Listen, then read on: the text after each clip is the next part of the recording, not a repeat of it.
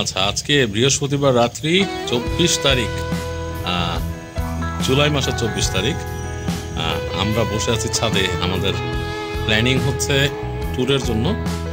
মুহুমুহ lightning flash হচ্ছে, দেখতে পাচ্ছেন। আর আমার সাথে বসে আছে সিফাত আর স্বাধীন। কুত্তারগুলো নিয়ে তো চরম ভয় ভাই, যেমনে দৌড়াইতেছিল সামনে পড়লে কুত্তার গায়ে লাগলে কিন্তু উড়ে যেত ভাই।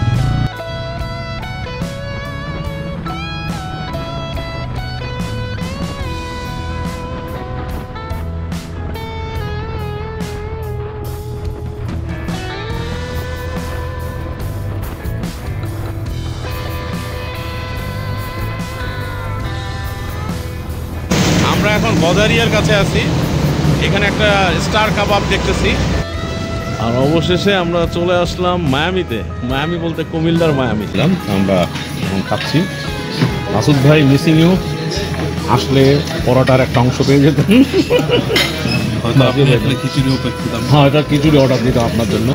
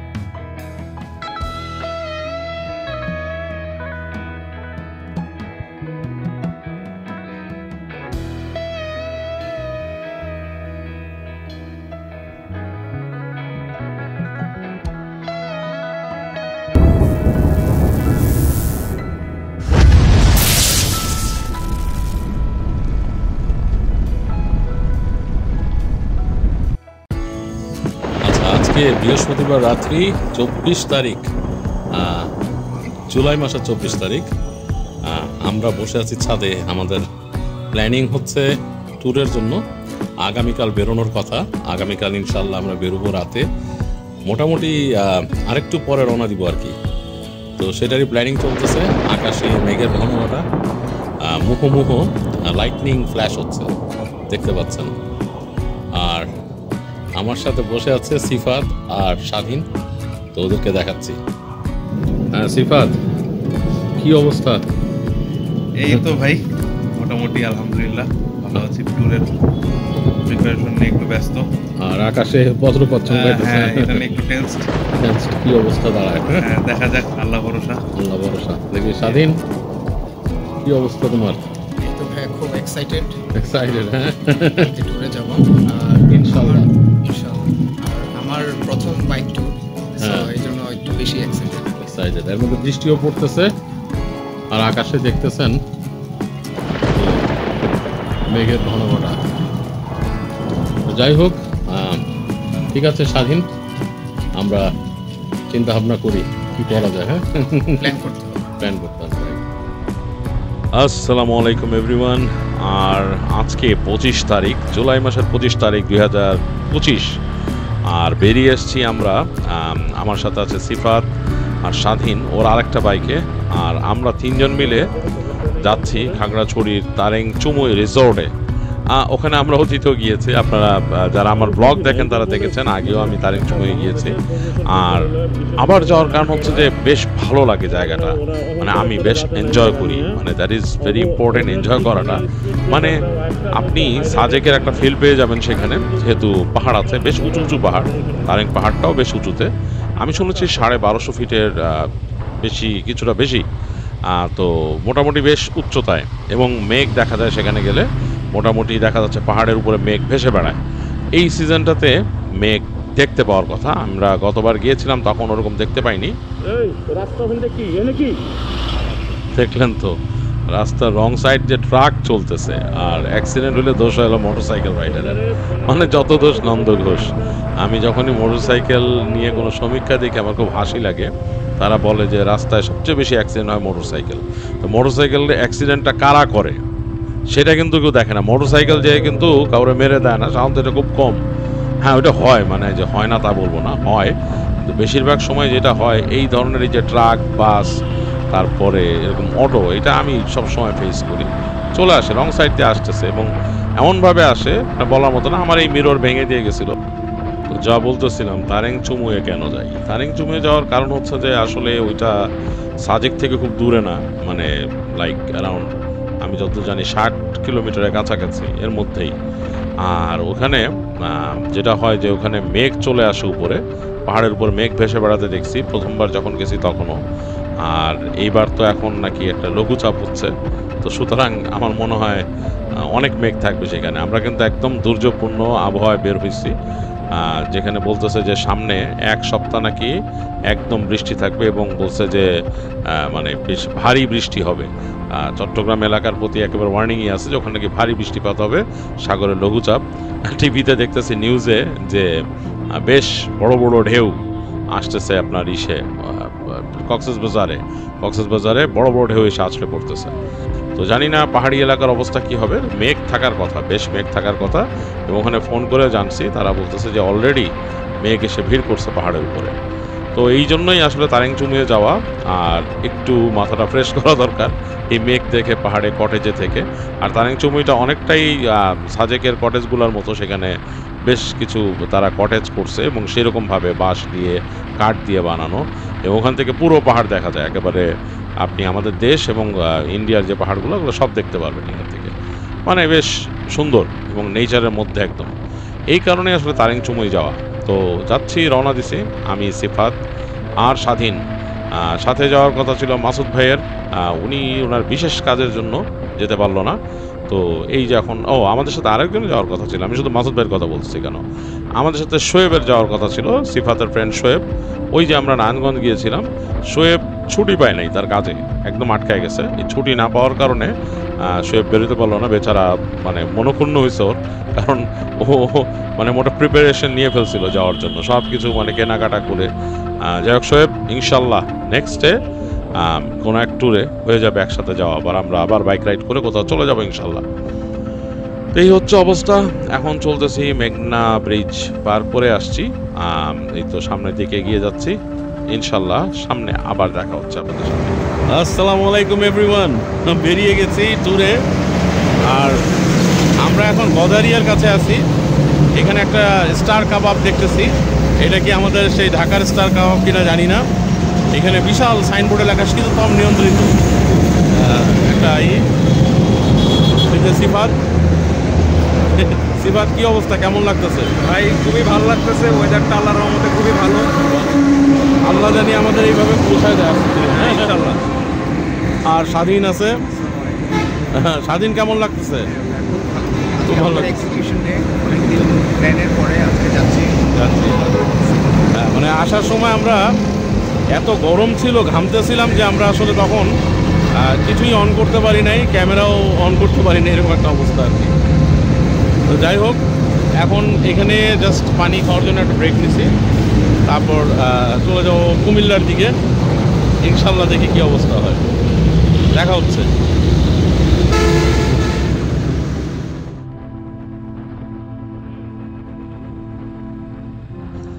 আর মায়ামির খুব কাছাকাছি চলে আসছি আমরা। মায়ামি বলতে কুমিল্লার মায়ামি রেস্টুরেন্ট।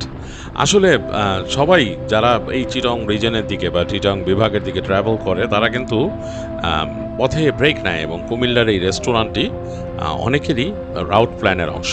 বা যারা বাসে যায় তাদের তো আসলে থামতেই হয়, যারা প্রাইভেট ভেহিকেলে যায় তাদের থামতেই হয়। আমরাও কিন্তু আসলে প্রত্যেকবারই যখন ওইদিকে যাই আমরা মায়ামিতে থামি, মানে পার্সোনাল ভেহিকেলে গেলে অবশ্যই মায়ামিতে থামি। আর আমাদের কাছে ভালো লাগে, আমরা যারা বাইক ট্যুর করি বা ফ্যামিলি নিয়ে যদি গাড়িতেও আসা হয়, এই জায়গাটা আমাদের ভালো লাগে, এখানে থামি। আর বেশ একটা মানে নিট অ্যান্ড ক্লিন ভাব আছে এখানে, এটা বেশ ভালো লাগে, বিশেষ করে রেস্টরুমগুলো ক্লিন। হ্যাঁ, তো এইটা খুবই ইম্পর্টেন্ট একটা জিনিস। আর এই মোমেন্টটা ক্যাপচার করার কারণ হচ্ছে এখন কিন্তু সুবে সাদিকের সময়, মানে এখনো মানে সূর্যোদয় হয়নি, তার আগে কিন্তু একটা অন্যরকম পরিবেশ চারিদিকে তৈরি হয়। আমরা যারা শহরে থাকি আমরা কিন্তু খুব ভালো দেখতে পাই না, কারণ কি জানেন, আমরা বিল্ডিংয়ে থাকি বেশিরভাগ সময়, বেশিরভাগ মানুষই বিল্ডিংয়েই থাকে শহরে, বা উঁচু বিল্ডিংয়ে না থাকলেও যেখানে থাকে নিচু বিল্ডিং সেখান থেকেও দেখা যাচ্ছে যে অন্যান্য দালানের জন্য আমরা হরাইজন দেখতে পারি না বা আকাশ দেখতে পারি না সেইভাবে। ছাদে উঠলে অবশ্য দেখা যায় এরকম ব্যাপার স্যাপার, বাট এখানে রাস্তা থেকে দেখা যাচ্ছে মানে অন্যরকম একটা পরিবেশ। দেখেন আকাশের দিকে তাকিয়ে মানে দেখা যাচ্ছে যে আলো আধারির একটা খেলা, মেঘের ফাঁক দিয়ে মনে হচ্ছে যে হালকা আলো প্রবেশ করতেছে। আর আমরা এসে পড়ছি মায়ামিতে এবং ঢুকে যাচ্ছি পার্কিং লটে। এই তো আলোকোজ্জ্বল মায়ামি রেস্টুরেন্ট, আর এটাই হচ্ছে আমাদের রাউট প্ল্যানের একটা অংশ। এসে গেছি আর পার্ক করে ফেলি, পার্ক করে কথা বলছি।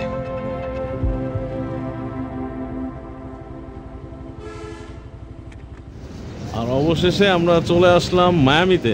মায়ামি বলতে কুমিল্লার মায়ামি। এই যে সিফাত অ্যান্ড লাইক ওল্ড টাইমস আমরা এসে পৌঁছাইলাম। আর স্বাধীন ওইখানে ভিডিও করতেছে, ওই যে ওর পায়ে গার্ড পরা। তো যাই হোক, আলহামদুলিল্লাহ ভালো লাগলো। অ্যাটলিস্ট মানে রাস্তার প্রথম যেই অংশটা আমরা কভার করি ততটুকু কভার করে ফেলছি, এটা ভালো লাগতেছে। মানে this is very important. Miami পর্যন্ত এসে যে পৌঁছাই, এটা আমরা একটা শুভ লক্ষণ মনে করি যে কোনো ট্যুরে আসার। আর এখন ওরা একটা কাজ করছে দেখলাম, দেখাচ্ছি আপনাদের। এখন দেখতেছে মায়ামিতে ওরা চাক্কার মধ্যে একটা লক মেরে দিতেছে। This is very good. আমার মনে হয় বাইক মিসিং হতো, সিফাদারটা মনে হয় সামনে মারছে। এবং আমাদেরকে একটা টোকেন দিয়ে দিচ্ছে, ওই লকের সাথে ফোনে যাওয়ার সময় ওরা খুলে দিবে আর কি। So this is very good. আর আমরা অল ফিল্ড আপ। যাই হোক, এখন একটু বসি এখানে, রিল্যাক্স করি, তারপর আসতে ধীরে চিন্তা ভাবনা। ওকে, তো আমরা এখন মায়ামির ভিতরে বসে আছি, খাওয়া দাওয়া করার চিন্তা ভাবনা। আমরা পরোটা আর ভাজি অর্ডার দিছি। সিফাত, কি অবস্থা? এই তো ভাই খাবার দাবার দেখে কি মনে হচ্ছে? খিদা লাগছে? খাবার দাবার তো এখনো আসে নাই। হ্যাঁ, খিদা লাগছে, বেশ খিদা লাগছে। খাবো সেরকম করে খাবো ইনশাল্লাহ। হ্যাঁ, তোমার কি অবস্থা? খিদা লাগছে স্বাধীন? আলহামদুলিল্লাহ ভাইয়া, হ্যাঁ অনেক খিদা লাগছে। অনেক খিদা লাগছে। তো এখন আমরা খাওয়া দাওয়া করে আবার ইনশাল্লাহ আল্লাহ তাআলা জানি আমাদেরকে সঠিকভাবে পৌঁছায় দেয় রাস্তায়, সেটাই। এই হচ্ছে অবস্থা। আর এই হচ্ছে আমার অবস্থা। বসে আছি, খাবারের জন্য ওয়েট করতেছি আমরা। এখানে এটাই হয়, আসার পরে একটু খাওয়া দাওয়া হয়, খাওয়া দাওয়ার পরে আমরা একটু ফ্রেশ হই, তারপর আবার রওনা দিই।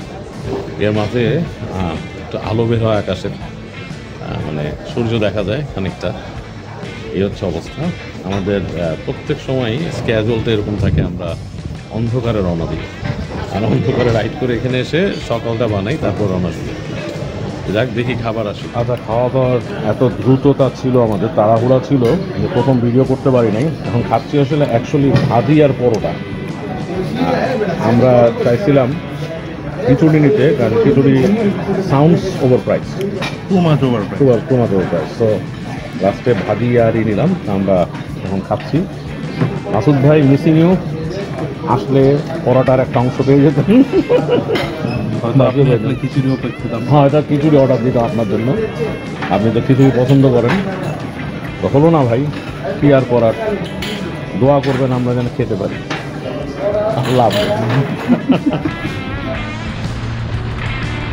আর খাওয়া দাওয়া শেষে ফ্রেশ হয়ে আমরা বের হয়ে আসলাম। মায়ামি রেস্টুরেন্ট থেকে রওনা দিয়েছি খাগড়াছড়ির উদ্দেশ্যে। প্রথম যেতে হবে বারোইয়ার হাট, এটা ফেনীর পরে, আর সেখান থেকে চলে যেতে হবে খাগড়াছড়ির দিকে, মানে সেই বারোইয়ার হাট দিয়ে ঢুকে চলে যেতে হবে। তখনই শুরু হয়ে যাবে পাহাড়ি রাস্তা। এবং আসলে বারোইয়ার হাট থেকে যখন আমরা খাগড়াছড়ির দিকে যাই, প্রথমেই কিন্তু ঢোকার পথে একটা পাহাড়ি রাস্তা চলে আসে, মানে বেশ উঁচু নিচু। ওই জায়গাটা কিন্তু উঁচু, মানে প্রথমে উঠলেই একটা জায়গায় উঠে দেখবেন যে আপনি নিচে দেখা যাচ্ছে যে সমতল ভূমি, আর আপনি বেশ খানিকটা উঁচুতে। তো সেই রাস্তাটা তো সবসময় একটু ভাঙাচোরা। বিশেষ করে আমি লাস্টের বার যখন গেছিলাম তখনও বেশ পটহোলস ছিল। এখন জানি না কি অবস্থা, আরও খারাপ হবার কথা। কারণ অতীতে দু একজন যারা গিয়েছে এই নিয়ার ডিস্টেন্স টাইমে, মানে 2-1 মাসের মধ্যে, তারা কিন্তু বলছে যে রাস্তাঘাট খুব খারাপ। তো ওইটা জেনেই কিন্তু আমরা কাইন্ড অফ রওনা দিছি, বাট কতটা খারাপ সেটা জানি না, ওইটা গেলে বুঝতে পারবো যে কতটা খারাপ। আর এর মাঝে কিন্তু বেশ বড় বড় ফোঁটায় বৃষ্টি পড়া শুরু করছে, ক্যামেরাটা আমাকে ঢুকায় ফেলতে হবে এখন।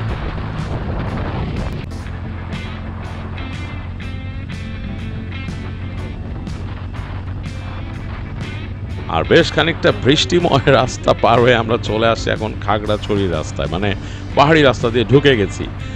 ঢোকার রাস্তাটা ভীষণ খারাপ ছিল, মানে একেবারে পটহোলসে ভরা, ভাঙাচোরা, যেখানে বিডিআর চেকপোস্ট। তো তখন বৃষ্টি হচ্ছিল, প্লাস চেকপোস্টের কারণে ক্যামেরা বের করা হয় নাই। আর তারপর একটু পাহাড়ি পথ বা এই যে রাবার বাগানের কাছে এসে আমি ক্যামেরা বের করলাম আবার।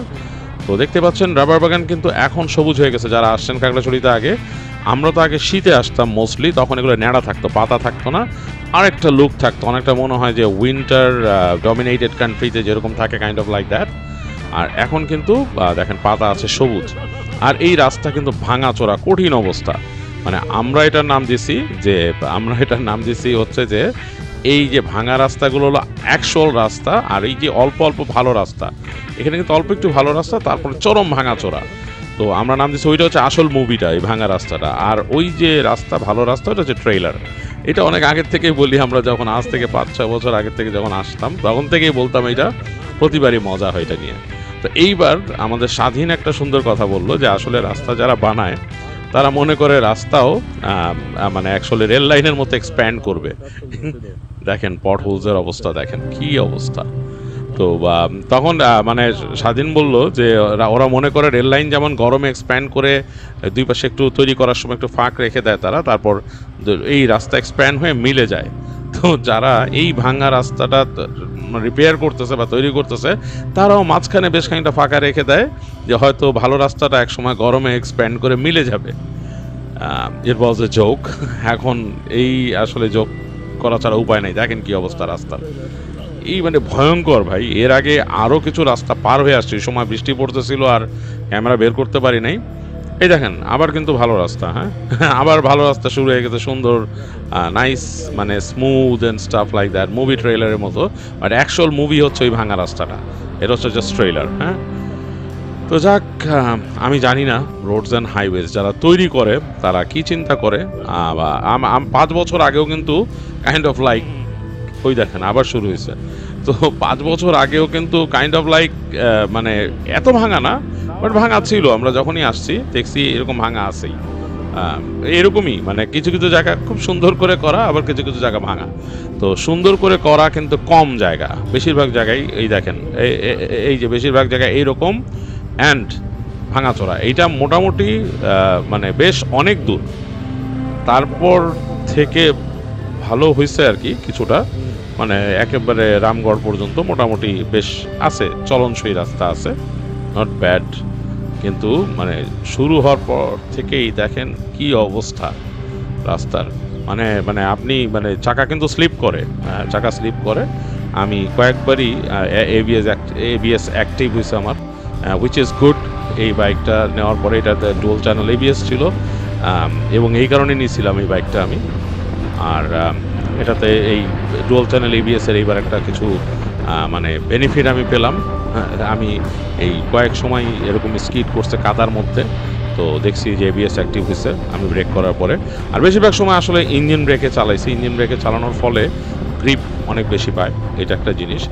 বাট এই পিছলা রাস্তায় যেগুলোর মধ্যে এরকম লাল কাদা মাটি, এগুলো কিন্তু ভয়ঙ্কর একটা জিনিস, বলার মতো না। যদি বৃষ্টিটা এখানে আরও বেশি হইতো যেরকম পিছনে ছিল, তাহলে কিন্তু একদম শেষ, আমাদের অবস্থা খারাপ হয়ে যেত। মানে অবস্থা খারাপ হইতে বাধ্য ছিল আসলে। মানে আমরা ওই যে প্রথম যে এন্ট্রেন্সে তখন বৃষ্টি হচ্ছিল, বাট এত বেশি না।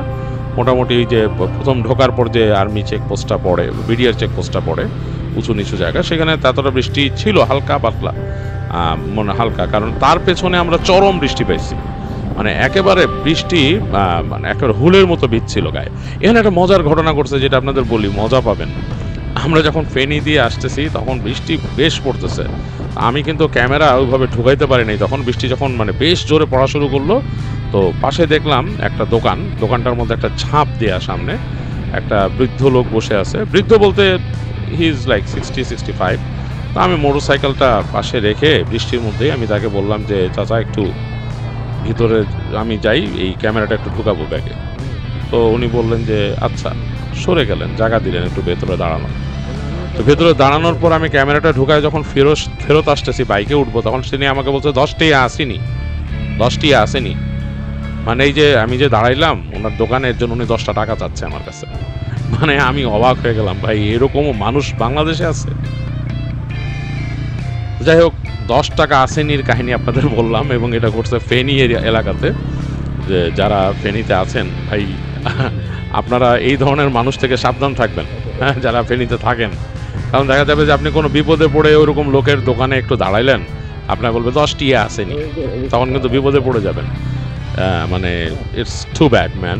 আমি বলবো এটা খুব ব্যাড ম্যানার, মানুষ হিসাবেও খুব খারাপ জিনিস, এটা খুবই খারাপ জিনিস।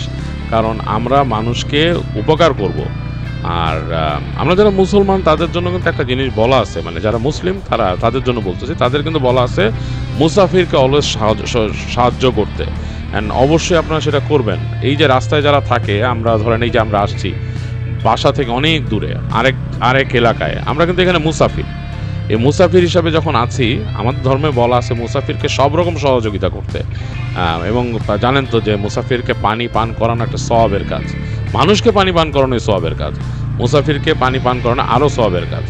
তো ওই 10টি আসেনি ভদ্রলোকের কাছে কিন্তু পানিও চাই নেই আমি ভাই, জাস্ট তার দোকানের শেডের সামনে দাঁড়ায় আমি জাস্ট বলছিলাম যে একটু দাঁড়াই।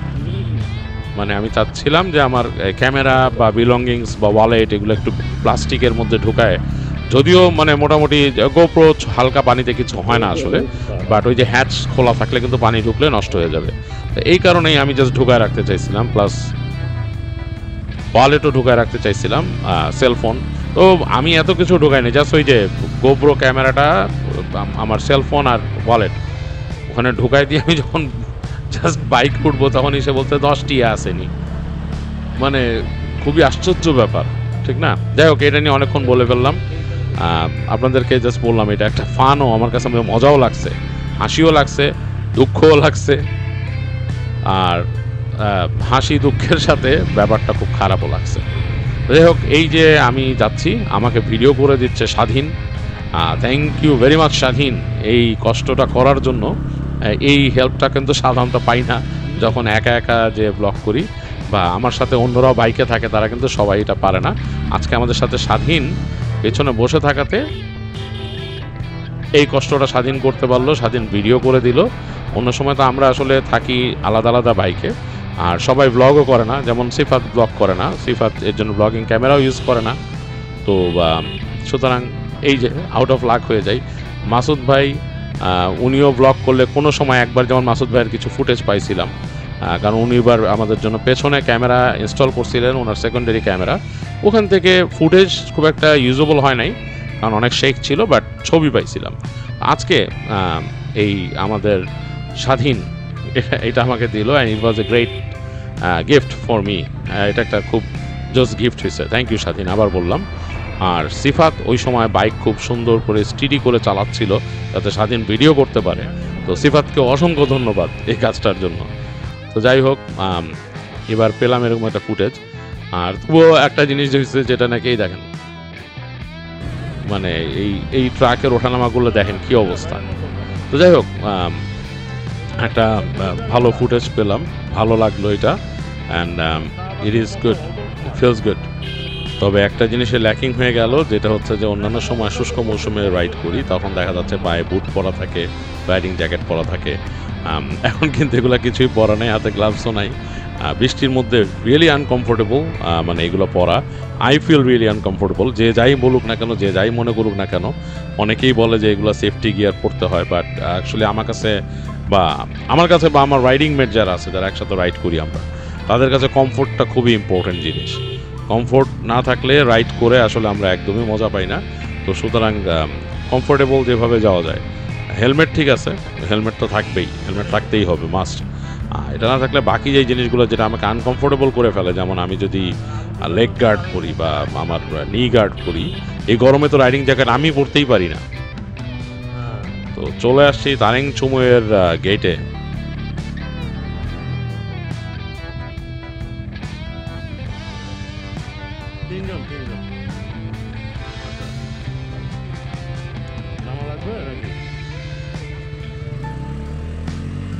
তো এখান থেকে তারেং চুমুই কিন্তু উঠে যেতে হয় উপরে।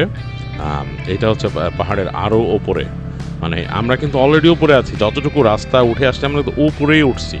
হ্যাঁ, মানে বেশ অনেক অনেক উঁচু, কান কিন্তু বন্ধ হয়ে যায় ওঠার সময়, বাতাসের প্রেসারে কান বন্ধ হয়ে যায়। মনে করার কারণ নাই যে খাগড়াছড়ির এই অঞ্চলে উঁচু পাহাড় নাই, তারেং পাহাড় যথেষ্ট উঁচু। এবং এই দেখেন তারপর ওঠার পর রেস্টুরেন্টে ওঠার জন্য যে জায়গাটা, এটা কিন্তু একেবারেই খাড়া। এই যে রাস্তা দিয়ে উঠতেছিলাম ওইটাও খাড়া রাস্তা ছিল, এবং আপনারা ক্যামেরায় বোঝা যায় না ঠিক মতো, এটাও কিন্তু ক্যামেরায় বোঝা যাচ্ছে না। আর ইট বিছানো রাস্তার সমস্যা হচ্ছে বৃষ্টি যখন কয়েকদিন পড়ে এই ইটগুলো পিচ্ছিল হয়ে যায়। এই নিয়ে একটু মানে টেনশনে আছি যাতে কিছু না হয়। যাই হোক, চলে আসছে আলহামদুলিল্লাহ। অবশেষে তারেং চুমুই, অবশেষে আমরা চলে আসলাম তারেং চুমুইতে। এই যে সিফাত আর আমি আর আমাদের স্বাধীন, সে ফ্রেশ হচ্ছে, আমরা আগে ফ্রেশ হয়ে গেছি। তো দাঁড়ায় আছি। এটা কিন্তু জোস একটা জায়গা, আপনারা না দেখলে বুঝবেন না, এত অসাধারণ জায়গা। মানে আমরা আগেও আসছি, তখন আরেকটা জায়গায় ছিলাম আমরা, সেখানকার দৃশ্য একরকম, আর এখনকার দৃশ্য আপনাদের একটু দেখাই, দেখেন কেমন। ওকে, এই হচ্ছে দেখছেন যে এখানে মাউন্টেন লাইন বলবো, মানে আমাদেরগুলো আসলে মাউন্টেনের মতো বড় না, বাট ওই পাশে দূরে যে লাইনটা দেখতেছেন ওইটা হচ্ছে Indian mountain line I think. হ্যাঁ, মানে আমি যত শুনছিলাম আগে। আর নিচের এই ছোট পাহাড়গুলো আমাদের দেশের, বাংলাদেশের। আর মেঘগুলো তো আসলে সার্বজনীন। আসলে আমরা সব বাউন্ডারি দিয়ে ফেলি, তো সবকিছু বাউন্ডারি দেওয়াতে এরকম হয়ে যায়। কি অসাধারণ দৃশ্য দেখতে পাচ্ছেন, দেখেন কি সুন্দর। ওখানে একটা প্যাগোডার চূড়া দেখা যাচ্ছে, মানে ওটাকে কি বলে, ওরা নিশ্চয়ই গম্বুজ বলে না, টাওয়ার টাইপের কিছু একটা। তো সেটা দেখা যাচ্ছে, অসাধারণ। আর আমাদের এই কটেজ থেকে নিচের ভিউ, রাস্তার সামনে মেইন রাস্তাটা, আমাদের গাড়ি ঘোড়া চলে। রাতে তো আর চলবে না, দিনের বেলা চলছে আর কি এটাই। আর এখানে ফাইনালি কিন্তু আসছি আমি, সিফাত আর স্বাধীন। মাসুদ ভাই আসতে পারেন নাই, তার কিছু কাজ ছিল, কাজে আটকা পড়ে গেছেন উনি। আর আমরা যেহেতু স্কেজুল চেঞ্জ করছি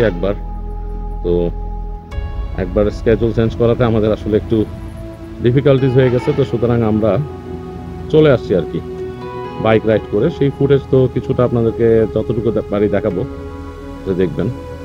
বৃষ্টি ছিল, আবহাওয়া কিন্তু আমাদের অনুকূলে ছিল না, অনেক বৃষ্টি ছিল, মানে প্রচন্ড বৃষ্টি, মানে একেবারে তীরের মতো ফুটছিল বৃষ্টির ফোঁটাগুলা।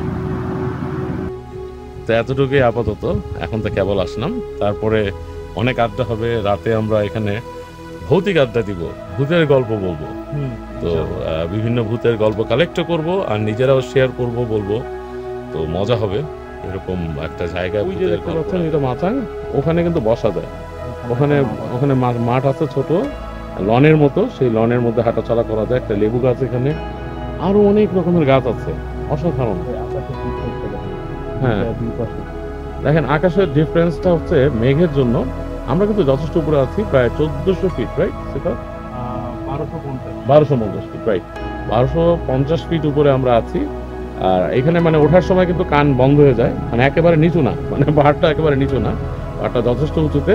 আপনি ওঠার সময় আপনার কান বন্ধ হয়ে যাবে দু একবার, এরকম একটা ফিল আপনি পাবেন। যাক, পরে আবার আসছি খাওয়া দাওয়া করে আপনাদের সামনে।